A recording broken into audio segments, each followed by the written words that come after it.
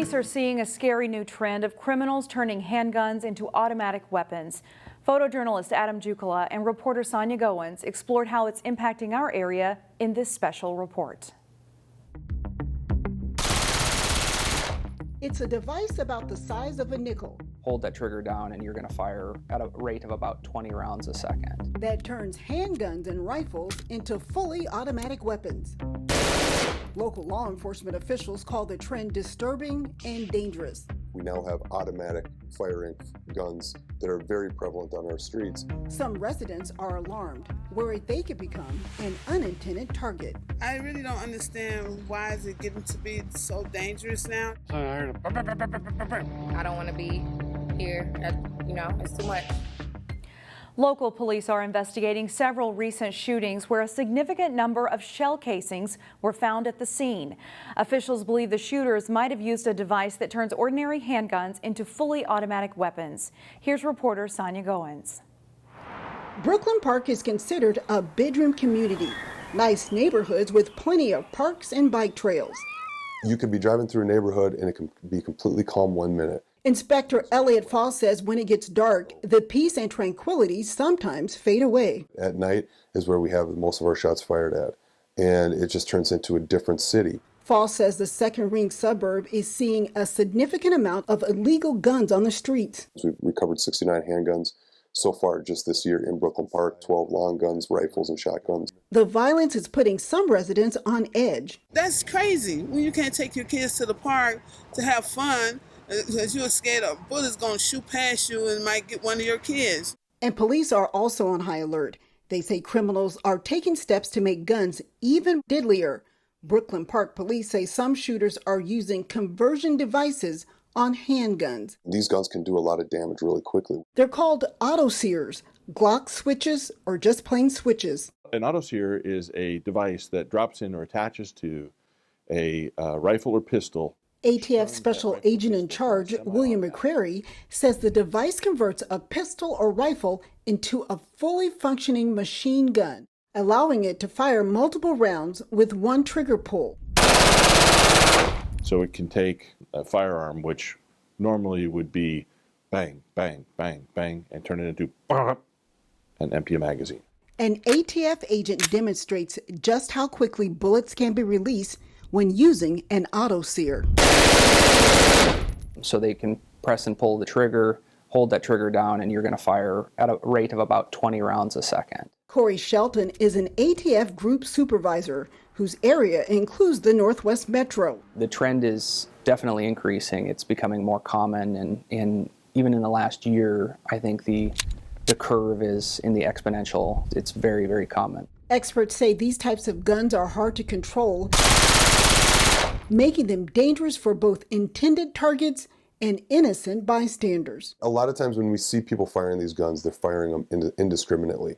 Handguns or rifles modified with a switch are easy to get on the black market, costing around $100 to $200. Police say some people are also using 3D printers to make the devices. A large percentage of what we're seeing are coming from overseas, Eastern Europe and China, but you can 3D print it. Auto-sears are legal to own. You just need a federal firearms license, and you have to register it with the ATF.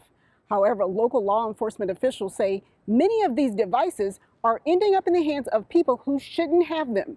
It's weekly we're recovering these, and the local police departments are recovering them. We're seeing more of them. This year, local police departments have discovered more of the devices than ever before. Brooklyn Center, Brooklyn Park, Osseo, Robbinsdale, and Crystal have all recovered guns with auto-sears. We're starting to see them. I know of one or two last year, and this year, 2022, year to date, we've already got 3 of them. Commander Garrett Fleslin says police acknowledge a firearm with an automatic conversion device could have possibly been involved in a shooting at the Sounder House Apartments in July, where more than 100 spent casings were found in the parking lot. We haven't recovered all the firearms that were associated with that incident yet. Meanwhile, Osseo police recovered 8 firearms during a disturbance recently at a park. 3 of the weapons had auto-sears attached. It was really pretty scary. I couldn't do anything but watch. And in Brooklyn Park, at least 3 firearms have been recovered with auto-sears so far this year. But officials think that number could be actually higher because the devices are hard to document. When one person has one, the next person feels like they need to have the same thing to compete. And when you're talking street gangs, there's an arms race going on our streets. In July, Brooklyn Park police were called to Walmart for a shoplifter.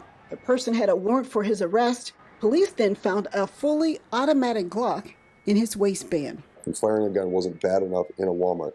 Think of that gun being capable of firing 17 rounds in a matter of 3 to 5 seconds. There are several things being done to stop people from using conversion devices. The ATF is bringing in additional agents and teaming up with local, state, and federal law enforcement agencies to locate shooters and get the devices off the street. They're out almost every night looking for the folks that we've identified as shooters. So we're actually quite happy when we catch them and they have a gun and that it has a switch on it, because that helps us build our case. Even with the extra efforts, law enforcement agencies agree. Peaceful nighttime streets won't happen overnight. It's going to be a slow process. It took us a while to get here. It's going to take us a while to get out, but I have full faith that we are on the way out. Sonia Goins, CCX News. The punishment for having an auto sear starts at 10 years in prison, and it can go up. If you know of anyone in possession of an auto sear, or if you know of anyone selling the device, you're asked to call police. Senator Amy Klobuchar has introduced legislation aimed at stopping the use of gun conversion devices. You can find more about that legislation on our website, ccxmedia.org.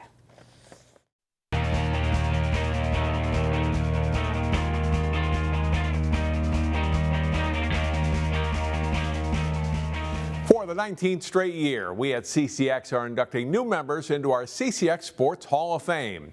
One of the 2022 inductees is former Hopkins girls basketball standout Nia Coffey. Here is her story. She won 3 straight state basketball championships for Hopkins a decade ago.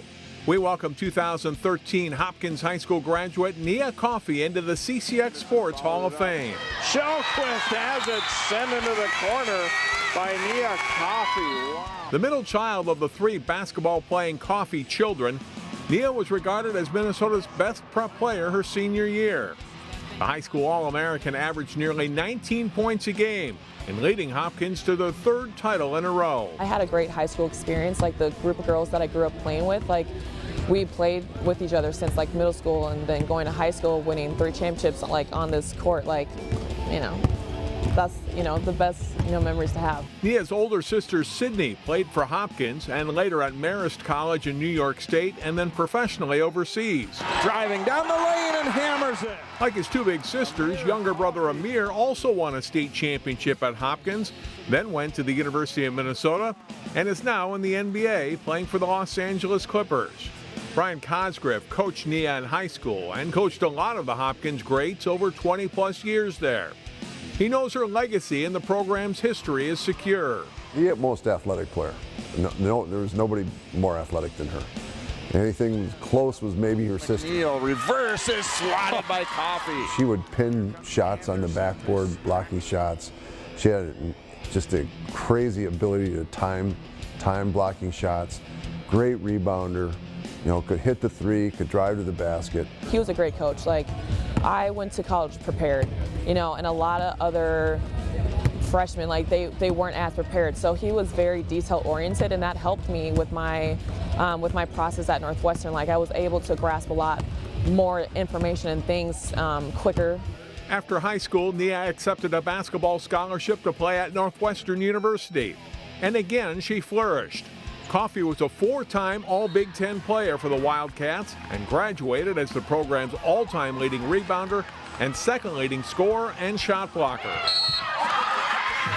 I was around people that just allowed me to be me. They didn't expect me or push me to be anything that I wasn't, and that's huge when you have an environment just accepting of you and just allowing you to learn through your mistakes and your hiccups and still be next to you. And I had a great class. We were a fantastic class. Just the 5th woman in conference history to reach 2,000 career points and 1,000 rebounds. Nia loved the competition that the Big Ten provided. It was so competitive when I was there. There was at least 7 or 8 teams in the top 25 in the country, so it was great talent. and always to come back home because I wasn't close to home, but I wasn't too far, but close enough to where, you know, I would have a few games here, so it was great. And having my parents and my family just to see me playing college, like that's not always the case for everyone, so. The 5th overall pick in the 2017 WNBA draft, Nia has moved around in her career. Coffey on the drive, counted and one. Including stops in San Antonio, which moved the next year to Las Vegas, then to Atlanta, Phoenix, Los Angeles, and now back to Atlanta. Coffey loves her new hometown and the organization. I really liked how you had the city, but then also you could retreat to like the suburbs a little bit. I loved the weather, the food. It was a melting pot of people as well. Nia returned to Target Center in August as Atlanta played the Minnesota Lynx. She missed over half of the year, however, with a knee injury. And for the first time since her professional career began, she won't play overseas in the offseason and instead will rest. And you can see the rest of that story as part of our 30-minute Hall of Fame special. Our other new Hall members are Rodney Williams Jr., Danny Cameronese, and Sarah Burnham. That show runs periodically here on CCX1 all Labor Day weekend. That's all for sports. I'm John Jacobson.